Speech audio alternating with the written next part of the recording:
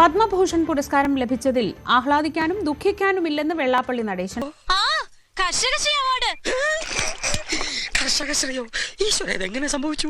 ഒരു മണ്ണിനെ പോലും കൈകൊണ്ട് തൊടാത്ത എനിക്ക് കർഷകശ്രീ അവാർഡ്. എനിക്ക് അവാർഡ് തന്നാലും ആവില്ല, അല്ലെങ്കിൽ പത്മഭൂഷൺ അവാർഡിന് വാല്യൂ ഇല്ല എന്നൊക്കെയാണ്. നിങ്ങളിപ്പോ ഒരു വിവാദം ഉണ്ടാക്കാൻ ഞാൻ ആഗ്രഹിക്കുന്നില്ല. വെള്ളാപ്പള്ളിക്ക് പത്മഭൂഷണും കൊടുത്തിരിക്കുന്നു. സാർ അവിടെ വേർതിരിക്കുമല്ലോ, അതാര്?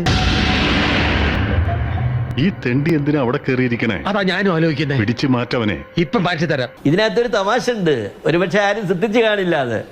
അതായത് VS അച്യുതാനന്ദൻ വാദിയായിട്ട് കൊടുത്തിരിക്കുന്ന കേസിലെ പ്രതിയാണ്, ഒന്നാം പ്രതിയാണ് വെള്ളാപ്പള്ളി നടേശൻ. അതെന്തിനാടാ പന്നി ഇപ്പൊ പറഞ്ഞതല്ല, പിന്നീട് വരെ അവസരം കിട്ടിയില്ലെങ്കിൽ പിന്നെ ഉണ്ട് റെക്കോർഡ് 124 126. എന്റെ കണക്കിൽപ്പെട്ടിടത്തോളം ഏതാണ്ട് 126 കേസുകളിൽ മിസ്റ്റർ നടേശൻ പ്രതിയാണ്. ഈ കുട്ടിച്ചതും കുഴപ്പാക്കോ? അല്ല, നീ എങ്ങനെ അറിഞ്ഞു? പോലീസിനും പോലീസ് നായ്ക്കും സംശയമുണ്ട്. ഈശ്വര, എല്ലാ നായ്ക്കളും അറിഞ്ഞു. 166. പിന്നെ ആ മഹേശൻ മരിച്ച സംഗതി വരുമ്പോ 127 ആവും. അങ്ങനെ ഒരു 127 കേസിൽ പ്രതിയായിട്ട് കേരളത്തില് നിലനിൽക്കുന്ന നമ്മുടെ കോടതികളിലേക്ക് എത്താൻ ഭാഗമായി കിടക്കുന്ന കേസുകളില് പ്രതിയായിട്ടുള്ള മനുഷ്യനെ ആണ് പത്മഭൂഷൺ കൊടുത്തിരിക്കുന്നത്. സാറ് വലിയ മനുഷ്യൻ. അതെന്തിനാ ഇപ്പൊ ഇവിടെ പറയണേ? അത് കള്ളം പറയുന്നതിന് അങ്ങനെ സമയമൊന്നുമില്ലല്ലോ.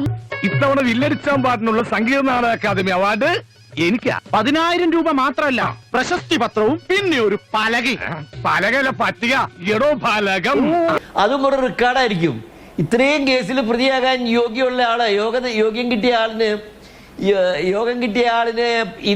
ഇതിനു മുമ്പ് എപ്പോഴെങ്കിലും പത്മഭൂഷണോ പത്മവിഭൂഷണോ ഒക്കെ കിട്ടിയിട്ടുണ്ടോ എന്ന് എനിക്കറിയില്ല.